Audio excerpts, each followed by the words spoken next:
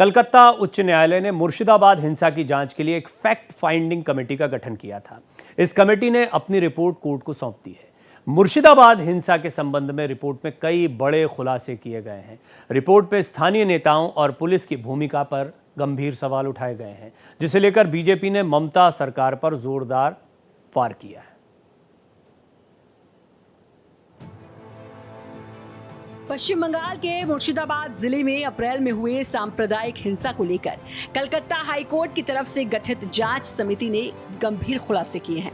इसमें कहा गया है कि हिंसा में सत्तारूढ़ तृणमूल कांग्रेस के स्थानीय नेता की महत्वपूर्ण भूमिका थी। हमलों का नेतृत्व स्थानीय पार्षद महबूब आलम ने किया। रिपोर्ट के अनुसार हिंसा में खास तौर पर हिंदू समुदाय को निशाना बना दिया गया। इस दौरान स्थानीय पुलिस पूरी तरह से निष्क्रिय रही। पीड़ितों ने कई बार पुलिस को कॉल किया, लेकिन कोई मदद नहीं पहुंची। वहीं इस रिपोर्ट के सामने आने के बाद बीजेपी ममता सरकार पर पूरी तरह से हमलावर नजर आ रही है। बीजेपी के राष्ट्रीय प्रवक्ता और राज्यसभा सांसद डॉक्टर सुधांशु त्रिवेदी ने कहा है कि पश्चिम बंगाल हिंसा के मुद्दे पर न्यायालय द्वारा गठित एसआईटी की रिपोर्ट आने के बाद पश्चिम बंगाल सरकार की हिंदुओं के प्रति निर्ममता साफ साफ दिखाई दे रही है। मुर्शिदाबाद हिंसा पर एसआईटी की जो रिपोर्ट आई है, उसमें बहुत साफ और स्पष्ट रूप से यह इंगित किया गया है कि हिंदुओं को लक्षित करके, टारगेट करके हिंसा की गई और इसमें तृणमूल कांग्रेस के नेता शामिल थे और पुलिस का रवैया हिंसा को रोकने की बजाय तृणमूल कांग्रेस के नेताओं की कार्यों की अनदेखी करता हुआ दिखाई पड़ रहा है। बीजेपी सांसद सुधांशु त्रिवेदी ने हमला बोलते हुए कहा कि इस समय देश में जिस तरह से खास तरह की राजनीति चल रही है, उससे ऐसा लगता है कि कुछ लोग देश की आंतरिक सुरक्षा और ढांचे को नष्ट करने के लिए किसी भी हद तक जाने को तैयार हैं। ऐसी स्थिति कई बार पश्चिम बंगाल में देखी जा चुकी है।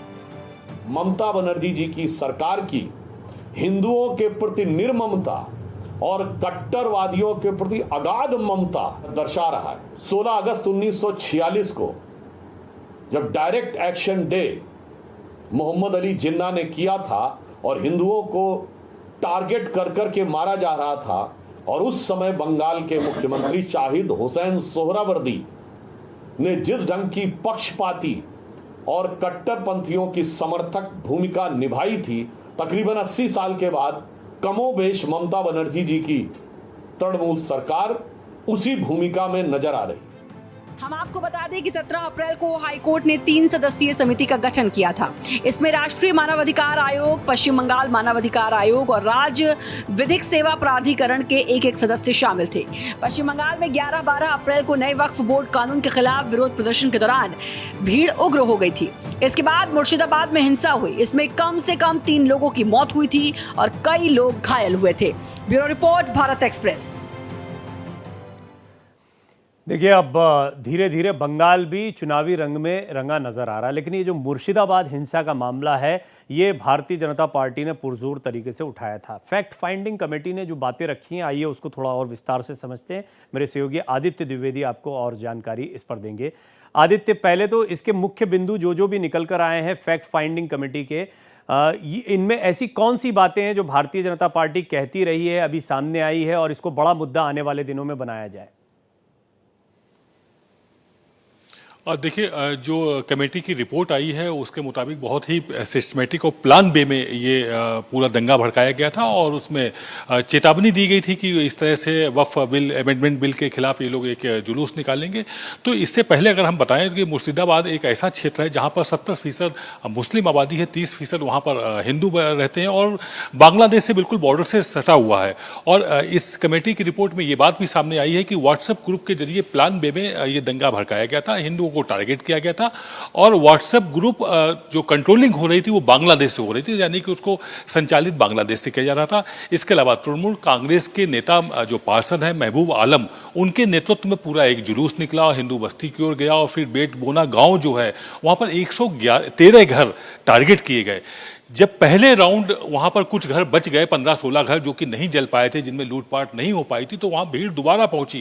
यानी कि उनको सूचना दी गई कुछ घर बाकी रह गए हैं, तो उनको फिर टारगेट किया गया और उनको फिर से निशाने पर लिया गया, लूटमार की गई और इसमें चुन करके 2 हत्याएं पिता और पुत्र की गई। टारगेटेड कि वो हिंदू हैं इसलिए उनको मारा गया।